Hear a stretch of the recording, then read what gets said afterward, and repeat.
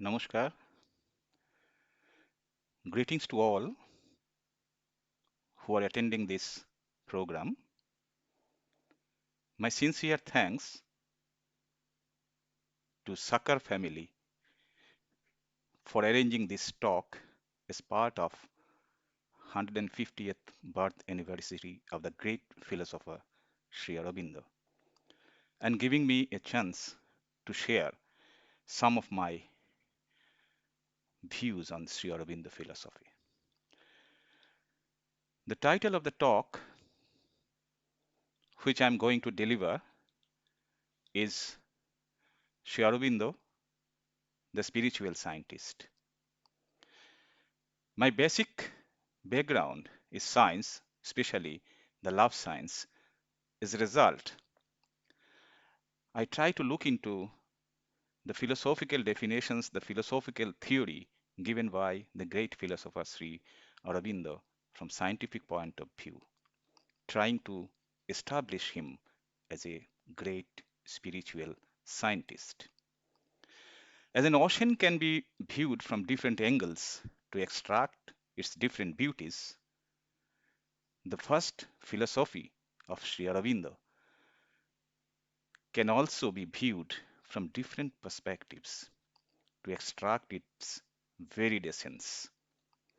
In this talk, most humbly, I shall try to pick up the essence of scientific temperament from Sri Aurobindo's philosophy, focusing on his view or his views on science and its limitation, and also on the way he linked spirituality to science.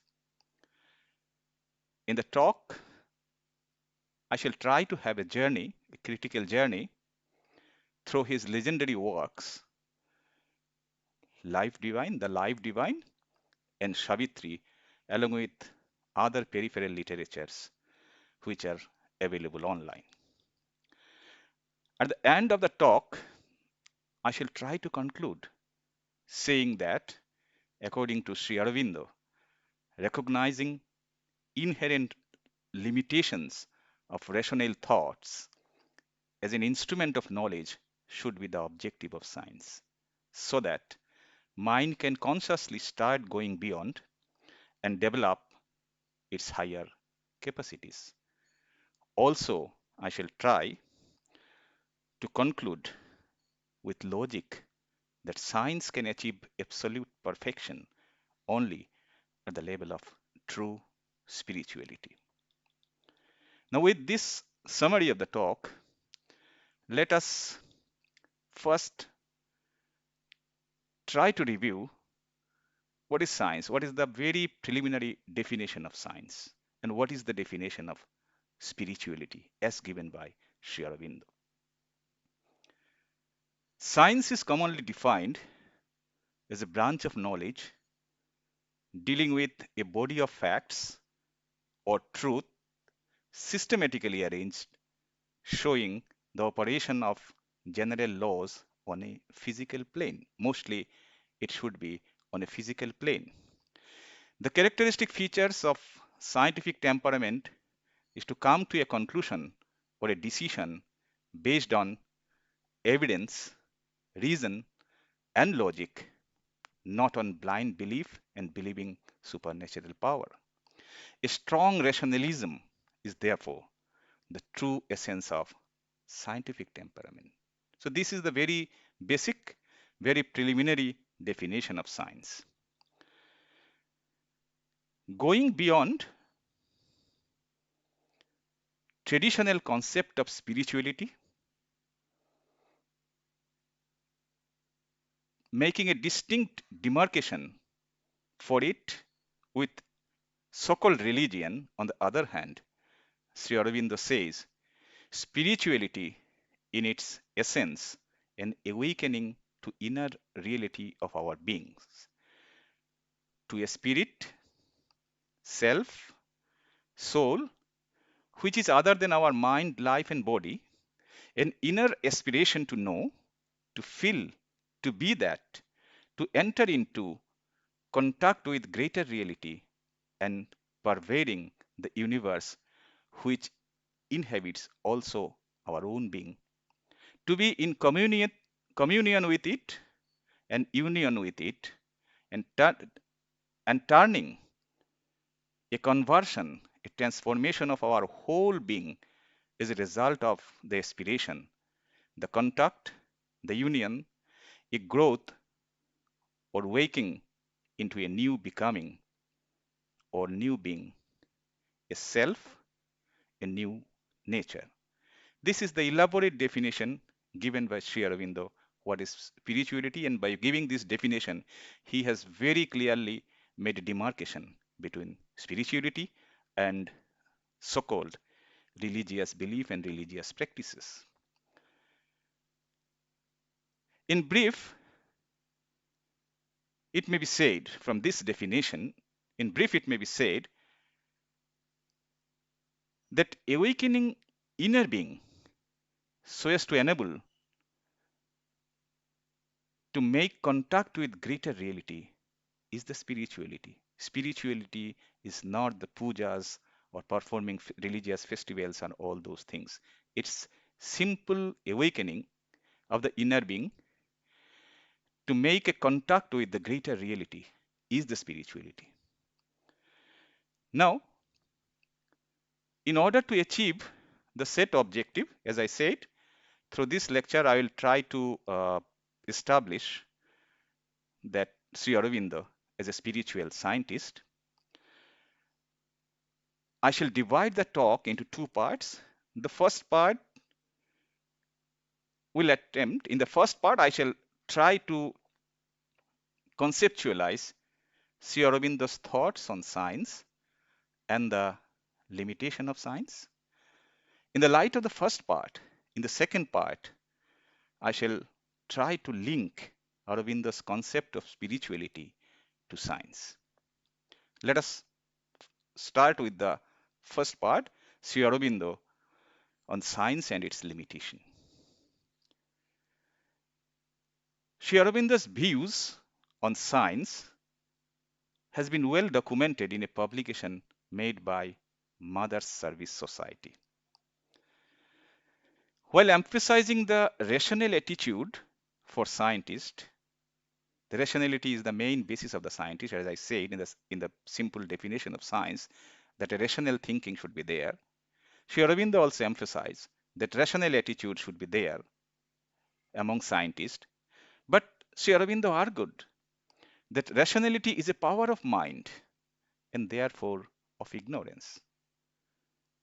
He views that higher than mental state will indirectly help the emergence of pure rational mind.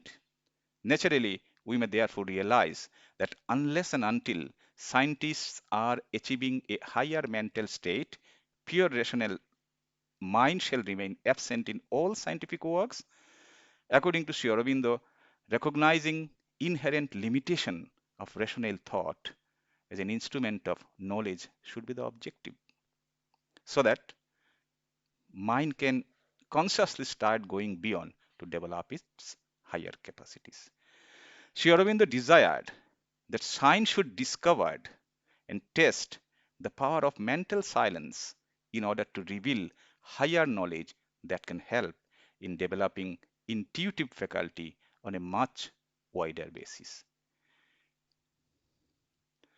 Now, based on above views of Sri Aurobindo, what we may say is that imperfect mental state will obviously produce impure rationality, which in turn will result continuance of hide and seek game between rationality and irrationality. Because rationality is the product of mind, and since the mind is imperfect, rationality cannot be perfect. That is what Sri Aurobindo was talking about so far as the rationality of scientists is concerned.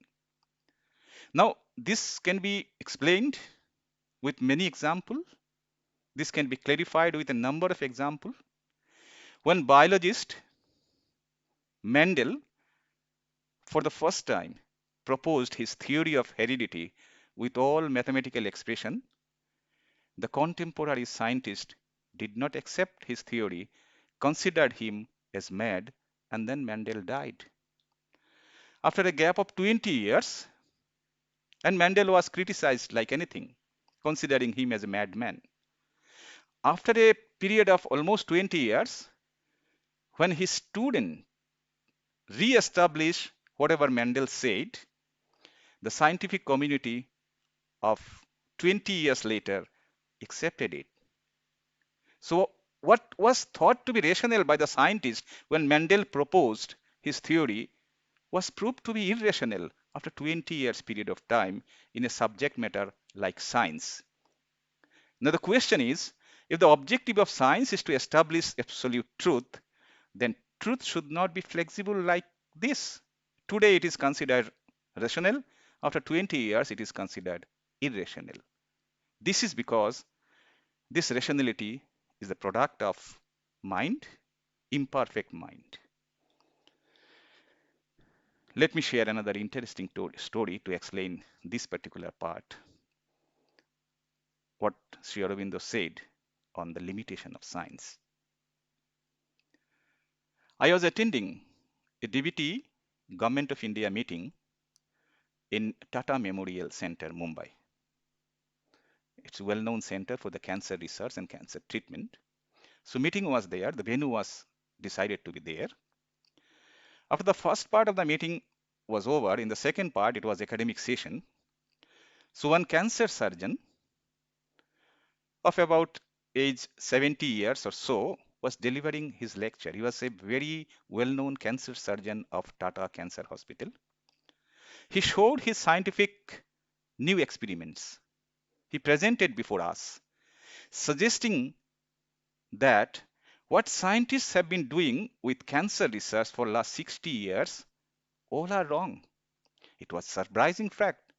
He proved it. He showed his experiment, what he did. He showed his results and all, saying that probably since last 60 years, all the cancer research scientists are on a wrong path. He gave his new theory. But at the end of his presentation, he said, I'm quoting him, he said, unfortunately, no scientific journal is ready to publish my result. Probably they will need another 20 years period of time to understand what I am saying now. Lecture of this cancer surgeon of Tata Cancer Hospital, Mumbai, attracted me like anything. He was telling that whatever researches have been done on cancer for last 60 years, all are wrong, and he proposed a new theory. Now, what we are thinking as rational so far as cancer research and treatment is concerned at this moment may be proved irrational if old cancer surgeon's theory is proved and accepted in future. The problem lies here is that, particularly with the science, the problem lies is that present day scientist does not publish, or the present day science does not publish any scientific paper without peer review. And meaning of peer review is that some other people should agree with the findings of the work. Now, if this has to happen always, how major breakthrough or de novo invention can come out? Because for de novo invention, there cannot be unanimity of opinion, because this is de novo invention of a particular scientist. Because of that, because of this particular limitation of science, when other people will not agree with the findings of the results of the experiment, that will be considered as irrational. But after a gap of 20, 30 years or 40 years, that may be proved rational. This is the limitation of science, what Sri Aurobindo wanted to highlight with respect to the rationality and limitation of mind. And he was asking for going beyond. His suggestion for the scientists was that they should know that their rationality has a limitation, And knowing that only can help the scientist to go beyond, to go to or develop its higher capabilities. Even in academia, what we do while guiding PhD scholars, we suggest them that whatever results you have obtained from your experiment, what you do is in your discussion, you try to compare it with other findings. Means what? Whatever student has done, that has to be approved. That has to uh, be approved by some other published literature available for that particular point of time. This is the way, or in this way, we block growth of pure rational thinking in research scholar. Probably because of this, mostly the major scientific breakthrough come from the fringe, not from the core of the academia, not from the core of the system. Because the scientific system does not allow de novo invention to come out, does not allow major breakthrough to appear. This because the scientific system indirectly has been blocking the growth of pure rational thinking in the science. It seems because of our imperfect mental state, our scientific rationality moves in a trial and error fashion. Almost every breakthrough had to face irrational rejection. I have given example of Mendel, but there are so many other examples. When a new invention, de novo invention was there, the scientist had to face irrational rejection rather than rational consideration by the scientific community, including the scientific leader of the period, that particular period. Now, while viewing the limitation of empiricism of science, because science is based on empiricism, while Sri Aurobindo was viewing the limitation of empiricism, he says that empiricism can hardly discover essential reality. Explaining intrinsic know-how is possible with empiricism, but determining the intrinsic cause and process can never be possible with method of knowledge. Integration of empiricism and metaphysics, that is the pure thought, by formulation of a sound metaphysical foundation of rational thought as the basis of empiricism, can be the means to understand the intrinsic reality of science. Sri Aurobindo visualizes. Empiricism can touch the outer surface of the problem. It cannot touch the inner side of the problem. That's why probably the science has been facing so many problems, because the suggestion of Sri Aurobindo is that empiricism should be combined, should be integrated with the metaphysics, the pure rational thought. In a very brief manner, this may be explained. As we all know, that Alexander Fleming discovered penicillin in 1928. And then the second antibiotic was discovered in 1942 to treat tuberculosis. This was used to treat tuberculosis for the first time in 1944. But within a period of 4 to 6 years only, the causal organism, the pathogen, the bacteria responsible for causing tuberculosis, develop resistance.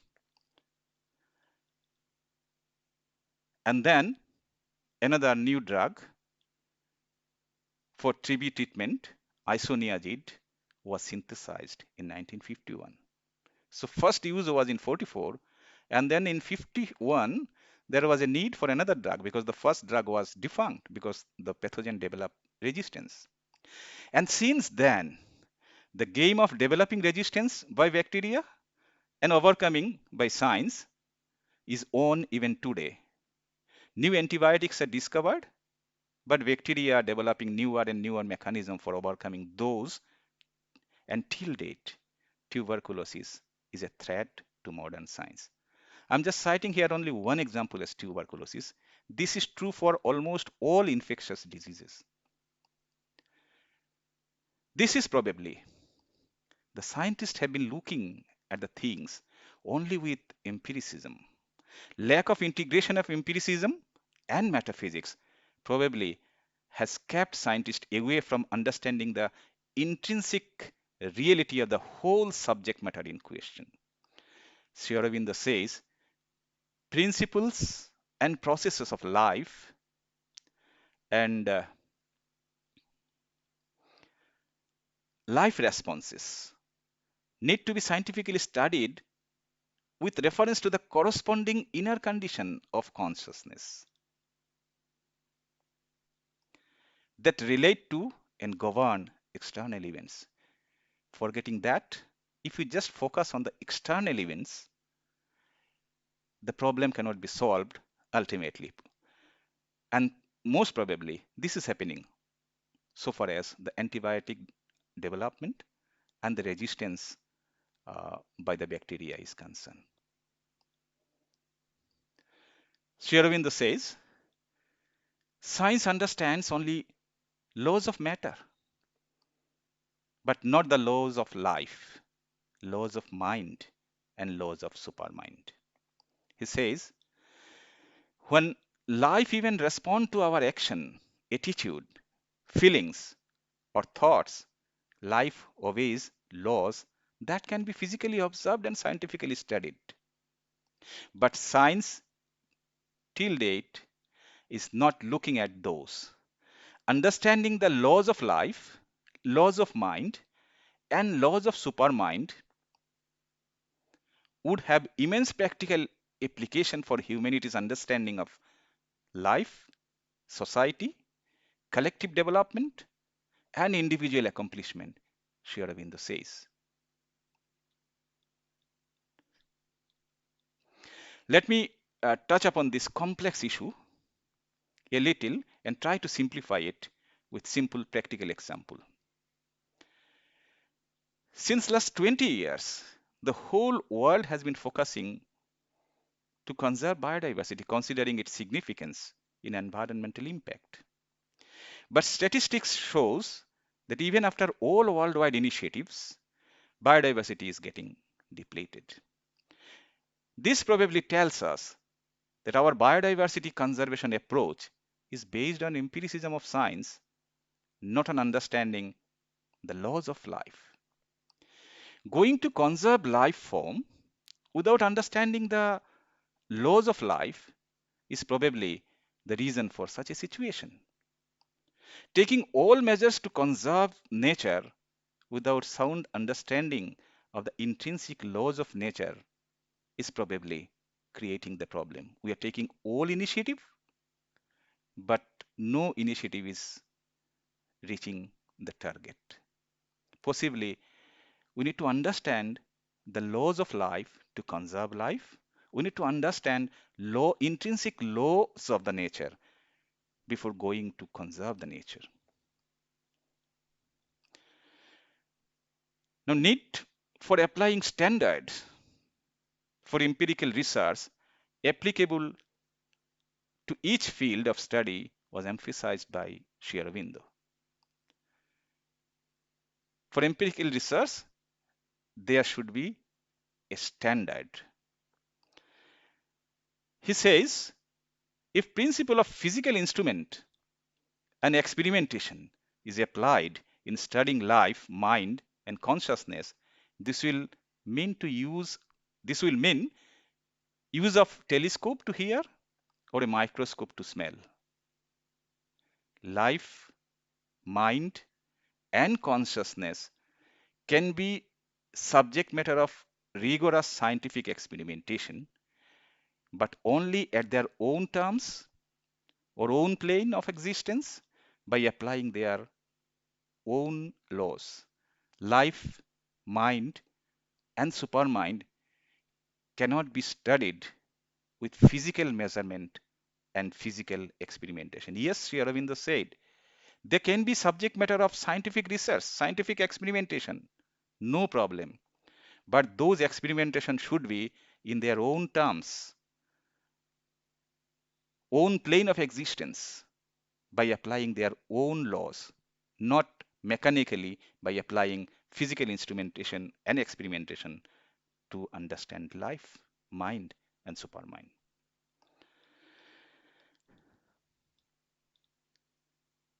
Sri Aurobindo asked for a thorough re-examination of scientific principles on which the science is based. According to him, science arose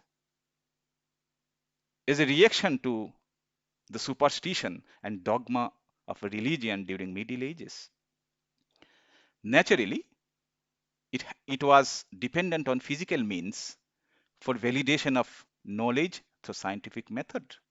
This is the origin of science. While doing so, science has established itself on the implicit assumption that all material phenomena and vital and mental phenomena are the product of physical process. This is the mistake.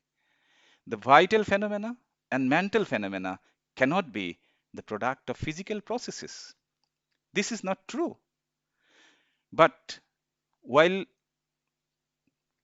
establishing science, the science has taken it as an assumption that along with material phenomena, the vital and mental phenomena are the product of physical processes. While doing so, it appeared that science has proclaimed matter as the sole reality, like matter is Brahman. Sri Aurobindo criticized that and termed it as monoism of matter. Science considered matter as the sole reality, but Sri Aurobindo says no, it cannot be. Matter cannot be the sole reality, and he criticized the concept by saying it as a monoism of matter. He says a re-examination of underlying principle of science is essential for science for its future evolution as a body of knowledge. According to Sri Aurobindo, matter is the final link in the chain of energy, like from conscious being to supermind to mind to life and then to matter. So there is a chain, and the matter is the final link. Problem is that science views all energy as material and does not recognize the existence of life, mental, or spiritual energy. That is the problem with the science. Science recognized only the material energy. It does not recognize the existence of life, energy, mental energy, or spiritual energy. But it is true that energy of mental consciousness can generate energy of life and material energy. It is also true that energy and mental thought can be stimulated by material energy. He visualizes that all forms of energy related to matter, including electricity, electric energy, gravity, nervous, and mental energy, are actually forms of life energy. The nature of the relationship and conversion of material energy into life and vice versa may hold a good clue for the true nature of material energy. While classifying nature of energy on the basis of their visibility and detectability, Sri Aurobindo says life energy is completely subtle. It cannot be detected physically. But opposite to that, light and electrical energy are detectable. But gravitational energy, on the other hand, is physically felt by its result, but never detected. As such, Sri Aurobindo proposes that possibly gravitational energy represents an intermediate form between physical and subtle energy, that is the life energy. Probably the gravitation energy stands in between the physical energy and life energy. According to Sri Aurobindo, principle of life and consciousness should be considered as inherent attribute of matter instead of ignoring the entire range of human emotional, mental, artistic, and spiritual experiences and trying to reduce life and consciousness to a physical system.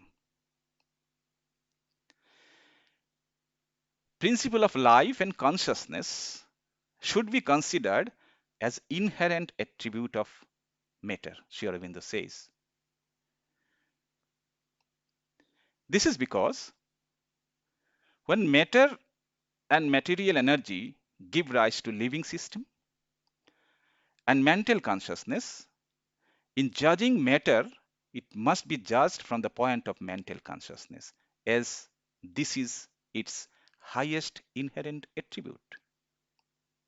So Sri Aurobindo was proposing that the highest inherent attribute of matter is the mental consciousness. So matter should be judged from that point of view. He was suggesting Vedanta here, saying that according to Vedanta, when a phenomena exhibits several degrees of quality, its inherent nature should be judged by the highest expression of the characteristic it exhibits, not by the lowest one. So since matter is exhibiting the mental consciousness as its highest attribute, the matter should be judged, matter should be considered from that point of view, not from material point of view. And Sri Aurobindo says, revisiting this single assumption shall be able to open up enormous field of discovery in the physical sciences. This can motivate scientists to speculate about higher physical dimension, providing a bridge for understanding the interaction between matter, life, energy, and mental consciousness.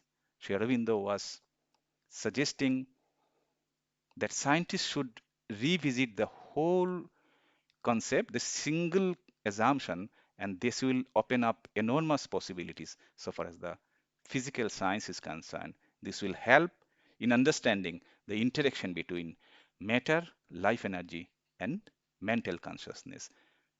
Matter should be judged from its highest attribute. Matter should be judged from the point of view of mental consciousness because ultimately it's the matter giving rise to life and life giving rise to mental consciousness. Sri Aurobindo concluded saying that realizing potential of human race would still not be possible even after discovery of all the laws of life, all the laws of matter, all the laws of mind, and all the laws of supermind, as the human race has the capacity to become the creator, the power to make the rules and changes the laws to suit its own responses.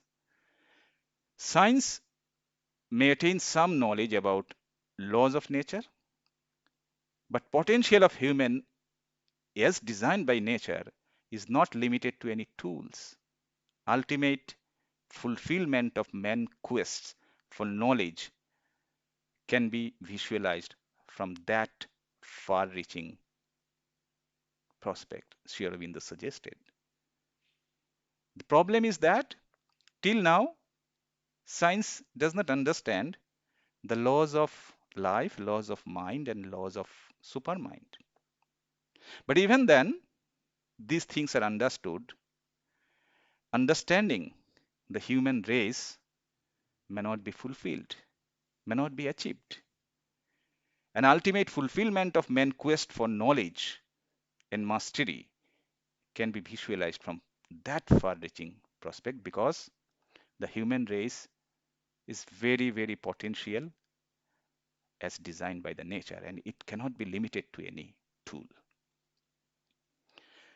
Now, with this views of Sri Aurobindo on science and its limitation. In the light of this discussion, let us enter into the second part of the talk, that is the scientific temperament in Sri Aurobindo's concept of spirituality. As I said at the beginning, that the main intention, the main objective of this particular talk is to establish Sri Aurobindo as a spiritual scientist, to pick up, to search out scientific temperament in the philosophical literature is the objective of this particular uh, talk. And in the first part, we have seen what is Sri Aurobindo's views about limitation of the science. Now, we all know that the ultimate goal of Sri Aurobindo's concept of spirituality is the divinization of life. This is the ultimate target set by Sri Aurobindo, that life has to be divinized. Human life has to be changed to divine life. This divinization is nothing but a process of evolution at the level of consciousness. When consciousness has to be evolved to a human consciousness has to be evolved to a God consciousness, this is the process of divinization Sri Aurobindo proposes, that human consciousness has to evolve to God consciousness. He writes, mind is a passage, not culmination. He also says, consciousness is usually defined with mind, but mental consciousness is only the human range which no more exhausts all the possible ranges of consciousness that human sight exhausts, and the gradation of color or human hearing, all the gradations of sound, for there is much above or below that is to man invisible and inaudible. So mental consciousness is not the only consciousness, there are higher ranges. So in course of evolution, the mental consciousness has to reach to that particular higher consciousness, higher level of consciousness. That is the evolution Sri Aurobindo visualizes. He says there are ranges of consciousness above and below the human range, which the normal human has no contact, and they seem to it unconscious.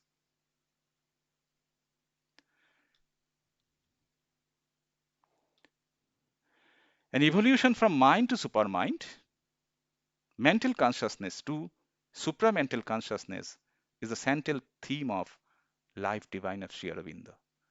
Man has to sense that higher consciousness, which is presently seems unconscious to him. According to him, matter is a form of veiled life. We know all those things. Matter is a form of veiled life. Life is a form of veiled mind, and mind is a form of veiled something which is beyond mind, and that something is supermind, a higher consciousness. According to him, if life was hidden in matter, mind was hidden in life, then something else is hidden in mind which is yet to develop properly. Evolution beyond mind, therefore, is a must, Sri Aurobindo argued. As such, most precisely, it may be said that Sri Aurobindo's life divine is an advanced theory of organic evolution. The difference is that we know for evolution biology, there cannot be any direct evidence. This phenomena cannot be proved on a physical plane at a given point of time. We as scientists cannot prove in the laboratory that man has evolved from ape man. One has to depend on circumstantial evidences or on observational data to accept or reject any such hypothesis. The logic, the rationale, Sri Aurobindo puts here while proposing for the next course of evolution cannot be nullified by any scientific hypothesis. The question which was unanswered by modern biologists has been answered by Sri Aurobindo in his Life Divine. As I said, the difference is the biologists have explained evolution after evolution has already happened. Sri Aurobindo has visualized the next course of evolution that is yet to happen, that is going to happen so nicely, linking the spirituality and science. He considered spirituality as an instrument for next course of organic evolution. This is the only difference between the theory of evolution proposed by the biologist and theory of evolution proposed by Sri Aurobindo. The biologist proposed theory of evolution after evolution has already happened. With his spiritual foresightness, with his spiritual consciousness, Sri Aurobindo has visualized what is going to happen in the next, and that is the next course of evolution. But the logic, the argument he has given along with his proposition cannot be nullified by anyone. That no, evolution is not going to happen. Yes, evolution is going to happen, and evolution is going to happen at the level of mind. Sri Aurobindo categorically says, animal is the laboratory where nature has worked out man. Then man himself can be a thinking or living laboratory in whom and with whose conscious operation nature will go to work out God or manifest God. So this is a continuation. In the laboratory of animal, nature has worked out man. So in the laboratory of man, nature is definitely working out something because nature is still operational. That is the main point Sri Aurobindo highlighted in his legendary work, The Life Divine. The strongest scientific argument Sri Aurobindo has made in The Life Divine, proposing organic evolution beyond man, is that this is the inevitable because the nature evolution, next course of evolution is inevitable because the nature has not become silent. The nature is operational. The nature has worked out man in the laboratory of animal. The same nature with same force will work out something beyond man in the laboratory of man. Sri Aurobindo opines, man is a transitional being. He is not final. For in him, or high beyond him, ascend the radiant degrees which climb to a divine supermanhood. So man is not the ultimate. We have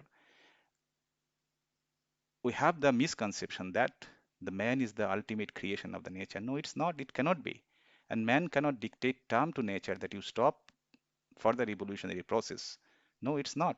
So Aurobindo visualizes that. The strongest argument Sri Aurobindo made in the Life Divine is that, so far as the evolution is concerned, is that he gave emphasis on natural force, and the natural force is still operating, still functioning.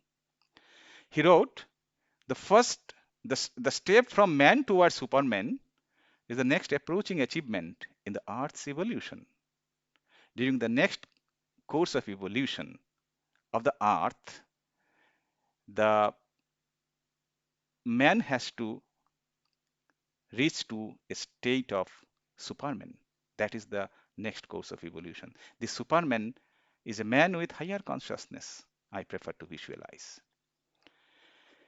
We may note that in his concept of evolution, Sri Aurobindo has focused on human mind mostly, as he proposes that man is a mental being. A beautiful similarity can be traced here with the concept of Tagore also, who wrote, মনকে ওড়াবার অধিকার দিয়েছেন বলেই ঈশ্বর মানুষের শরীরে পাখা দেন নাই। শরীরকে বদ্ধ রেখে বিধাতা মনের আগ্রহকে বাড়িয়ে দিয়েছেন। That means God has given mind to man which can fly. That is why God has not given wings to man. Limiting the body to an extent, God has increased the eagerness of mind in man, according to Sri Aurobindo.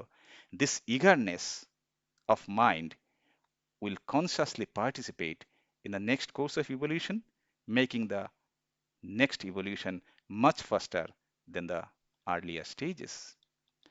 Major scientific temperament that can be traced in Sri Aurobindo's life divine is recognizing the existence of natural force as a factor for evolution. Sri Aurobindo believes that when the same natural force is still operational, as I said, how all of a sudden the process of evolution can be stopped, making man as final organism. This is the most uh, detectable scientific temperament in the life divine. Sri Aurobindo focused on, gave emphasis on natural force, which is still operational. And when the same natural force is operational, who will come to stop the next changes? And the next changes is definitely always in the evolution we have seen. The evolution was for the better creation, and Sri Aurobindo visualized that. Yes, this evolution will be for betterment. Something better than man will be created, and that is the Superman. According to Sri Aurobindo, the mechanism by which nature silently and slowly changed ape man to man, but the same mechanism, but with much faster rate because of conscious participation of man, nature has been changing man to something silently. As we understand from the life divine, that Sri Aurobindo, unlike others, is a strong progressive evolutionist. Just now I hinted that something better.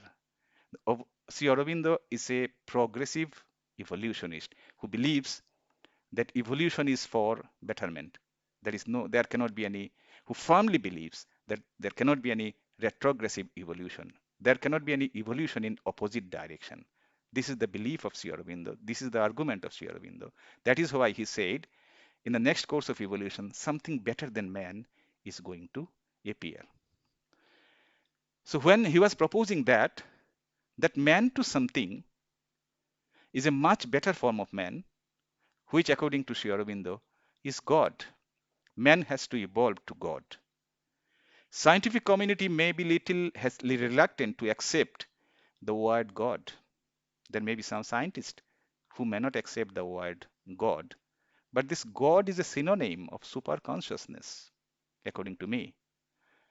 An imperfectly conscious organism, that is man, shall evolve to a perfectly conscious organism, that is Superman. That is the evolution. This is the theory of evolution Sri Aurobindo proposes in his legendary work, The Life Divine. By proposing this theory, Sri Aurobindo has extended the scientific concept of evolution to such an extent about which the science was silent, or the science is silent even now.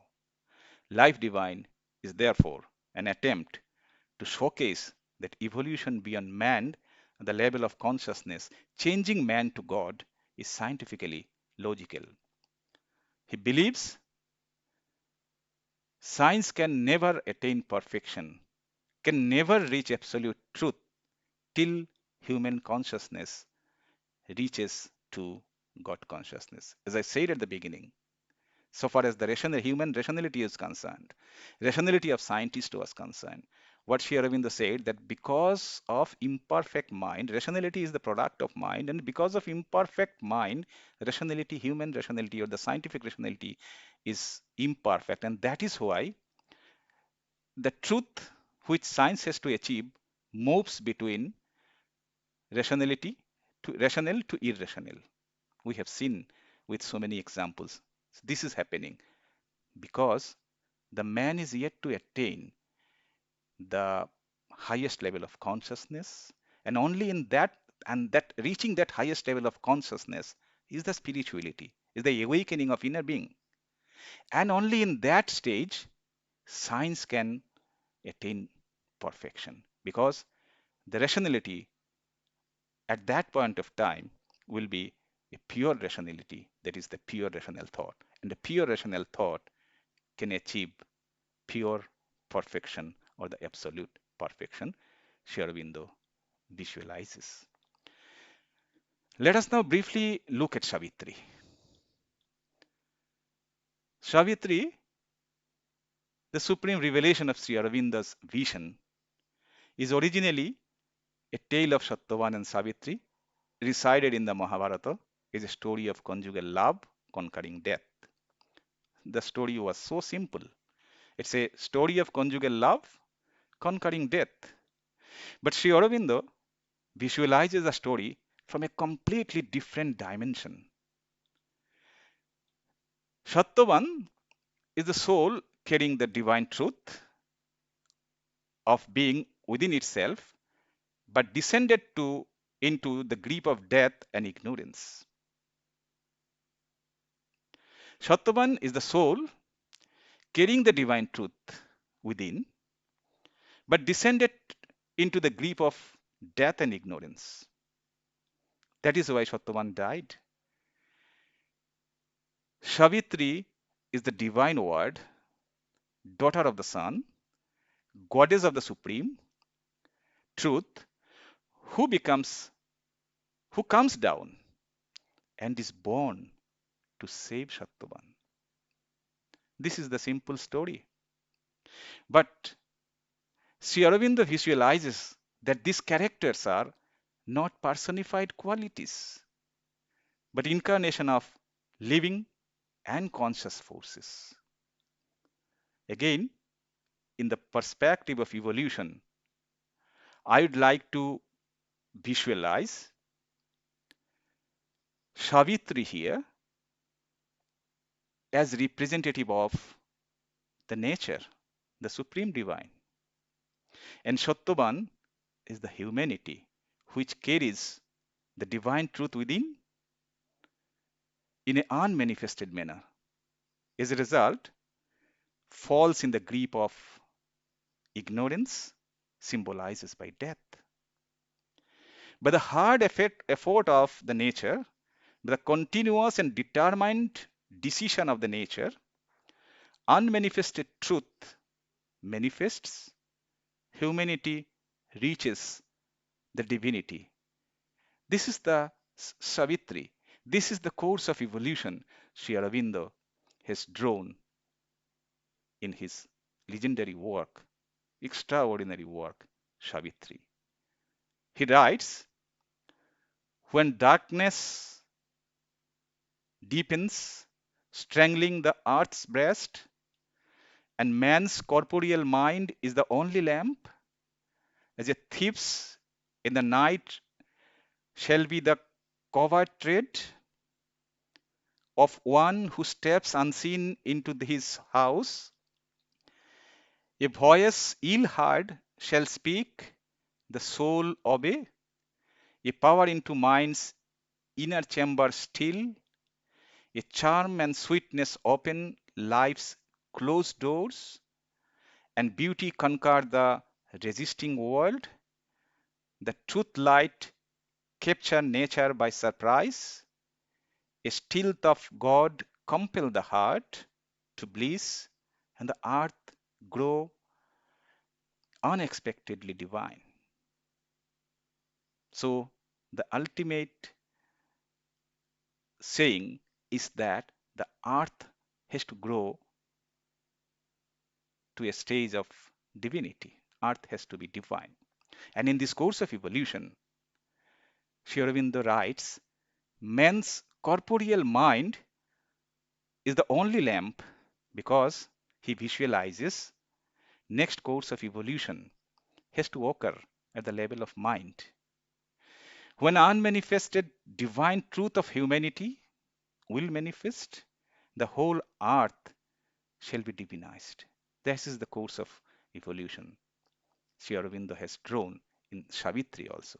Therefore, we see the central theme of Sri Aurobindo's Savitri revolves around transcendence of man as a consummation of terrestrial evolution, an emergence of an immortal, supramental, Gnostic race upon earth.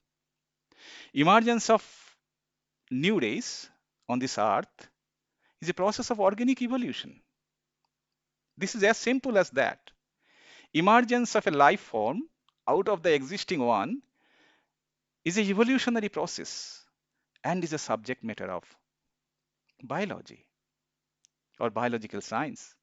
A story of conjugal life conquering death, as narrated in holy religious book Mahabharata, has been taken to the height of pure scientific rationality by Sri Aurobindo in his Savitri. In this epic, Sri Aurobindo has made a complete journey from religion or spirituality to science. A spiritual philosopher here has turned into an organic evolutionist through his philosophical farsightedness. He writes, "This too must now be over, past and left, as all must be until the highest is gained, in whom the world and self grow true and one. Till that is reached, our journey cannot cease. Evolution cannot be stopped until the whole human race grows true and one," Sri Aurobindo pronounces. That is a process of organic evolution. We may notice that the quality of the new race, as identified by Sri Aurobindo, is supramental. The new race which will be appearing on this earth will be supramental, gnostic, and immortal. This may be considered that the supramental race will obviously be gnostic because of its higher consciousness. But immortality of the race is a question to be answered. Ordinarily, we may classify immortality into two broad categories as immortality of soul, where with increase in consciousness, one can understand the immortality and continuity of soul. And second one is the physical immortality. For a humble life scientist like me, who is just a beginner in the field of Sri Aurobindo philosophy, the second type of immortality is yet to understand. Probably it needs another 100 years of study for a scientist to understand this philosophical concept. Defining physical immortality in the purview of present level of consciousness is just not possible, I would like to say. In conclusion, I would like to say, after the whole discussion, we see the concept of evolution of mental consciousness, what Sri Aurobindo initiated in his Life Divine in 1914 to 1921, reached a climax in Savitri, on which he worked till 1949-1950. He initiated his concept of evolution. He initiated his theory of evolution in the Life Divine in 1914. And the same theory, on the same theory of evolution, he worked till 1949 to 50 in Savitri. The whole epic Savitri of Sri Aurobindo may therefore be regarded as an advanced theory of complete transformation of human consciousness through a process of evolution. Conscious participation of man in the evolutionary process by awakening to inner reality of our beings, to a spirit, self, and soul is the spirituality Sri Aurobindo visualizes. Awakening of inner being is the spirituality Sri Aurobindo visualizes. This conscious awakening of mind is the key instrument for developing pure rational thoughts. Since this conscious awakening, in other words, is the spirituality, Science can achieve absolute perfection with its pure rational thoughts only at the stage of true spirituality. It appears from the literature of Sri Aurobindo. I think I have uh, exhausted the time that was given to me. I would like to finish here. Thank you all for your listening. And if we have any interaction, any question, any doubt, we can discuss through my email ID or WhatsApp or over phone. Thank you. Thank you very much.